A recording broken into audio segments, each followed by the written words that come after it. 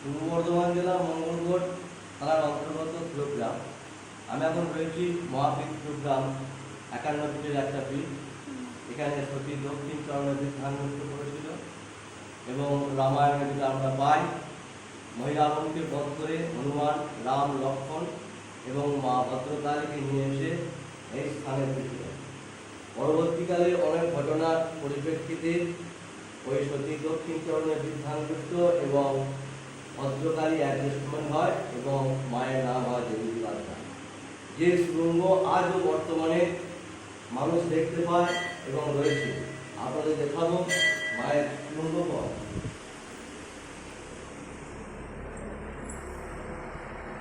সুড়ঙ্গ পথ এটা ছিল বড়, এখন ছোট করে দেওয়া হয়েছে এবং এটাকে বলা হয় রত্নবেদী।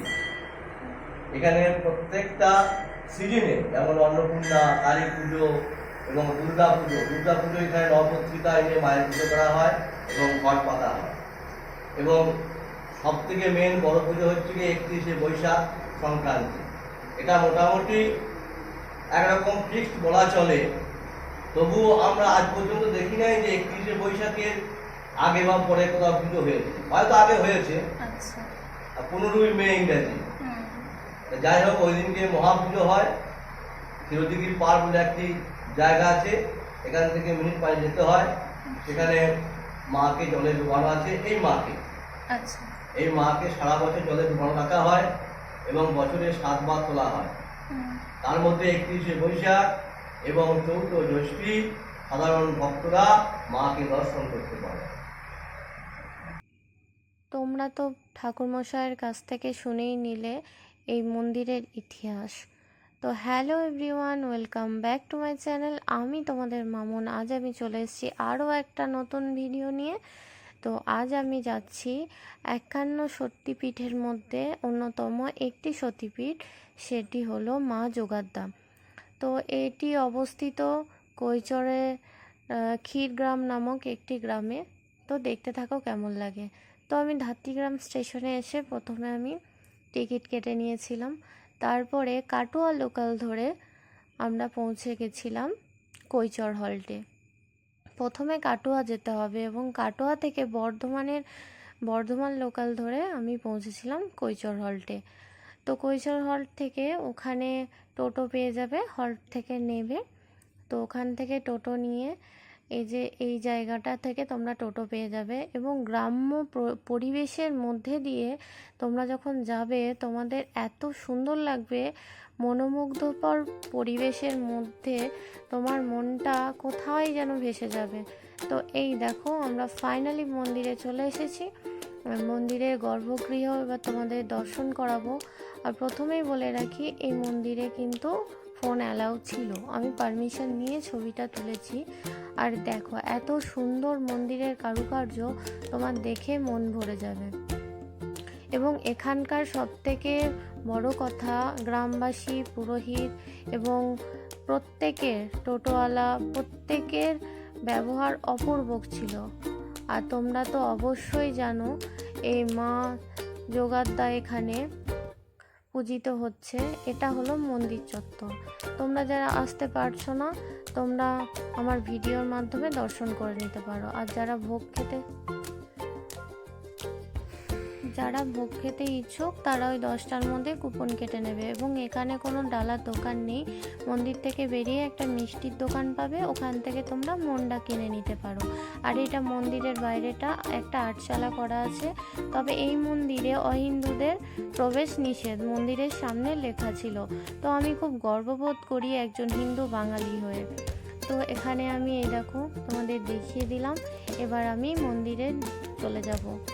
তো এইটা হলো পুরো মন্দির চত্বর।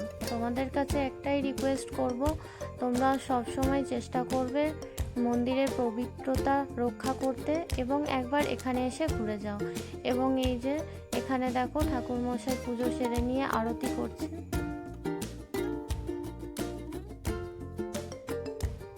আরতি আরতি হয়ে যাওয়ার পর ঠাকুরমশাই আমাদের বললেন এখান থেকে সোজা গ্রামের মেঠো পথ ধরে চলে যাবে, তো ওখানে গিয়ে জল মন্দির দেখতে পাবে। তো ওখানেও মা যোগাত্মাকে জলের মধ্যে রাখা হয়, তো ওখানে দর্শন করে নেবে। তো এই যে গ্রামের পথ দিয়ে আমরা যাচ্ছি, আর এখানকার মানুষজন এত হেল্পফুল, তোমাকে সোজা দেখিয়ে দিল এই রাস্তাটা। তো আর ওখানে গিয়ে যে ক্ষীরদিঘি আছে ওখানে জলে, তো প্রচুর মাছ চাষ করা হয়েছে, মাছগুলো দেখেই তোমার ভালো লাগবে। আমি জানি না ভিডিওর মধ্যে আমি কতটা দেখাতে পাচ্ছি। দেখো, আমরা ওখানে গিয়ে আমাদের তো আসতেই ইচ্ছা হচ্ছিল না, এত সুন্দর জায়গা। আর এখানে দেবীর প্রত্যেকটা শরীরের খণ্ড খণ্ড তো বিভক্ত হয়ে পড়েছে, তার মধ্যে দেবীর এখানে ডান পায়ে বুড়ো আঙুলটা পড়েছিল, তো সেটাই এখানে হয় পূজিত।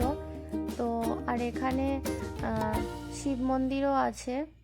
আর এই দেখো মন্দিরের কারুকার্যটা কত সুন্দর। ভালো লাগলে আমার ভিডিওগুলো অবশ্যই লাইক, কমেন্ট আর শেয়ার করে দিও।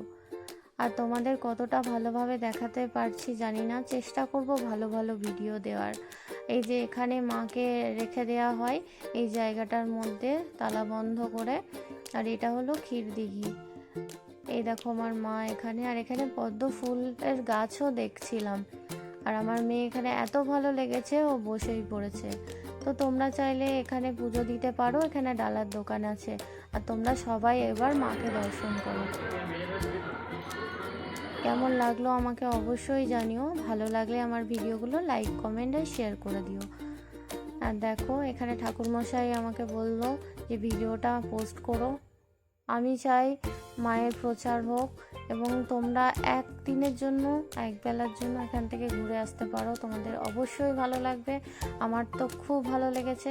আর অনেকটা মন খারাপ নিয়ে, অনেকগুলো ভালো স্মৃতি নিয়ে এবার আমরা বাড়ি পৌঁছে যাচ্ছি। এবং আসার সময় আমাদের ট্রেন ছিল না, তাই টোটো কাকুটা এখানটা নামিয়ে দিয়েছিল আমাদের। ওনাদেরকে বললেই কাটোয়া বাস স্ট্যান্ডের জন্য এখান থেকে বাস পেয়ে যাবে। আর আমরা এখান থেকে বাসে চেপে কাটোয়া বাস স্ট্যান্ডে চলে গেছিলাম, ওখান থেকে ট্রেনে করে আমাদের বাড়ি চলে এসেছিলাম। তো আমার একটা সতীপীঠ দর্শন হলো। তো তোমরা আমাকে কমেন্টে জানিও নেক্সট কোন সতীপীঠ তোমরা দেখতে চাইছো, আমার ভিডিওগুলো তোমাদের কেমন লাগছে অবশ্যই আমাকে জানিও।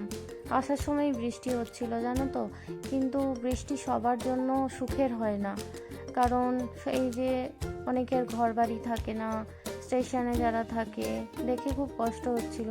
তাই ঠাকুরের কাছে প্রার্থনা, তুমি সবাইকে ভালো রেখো। জানি না কতটা পুণ্য অর্জন করলাম, কিন্তু অনেকটা ভালো জিনিস নিয়ে গেলাম। তো ভালো থেকো সবাই, সুস্থ থেকো, ধন্যবাদ।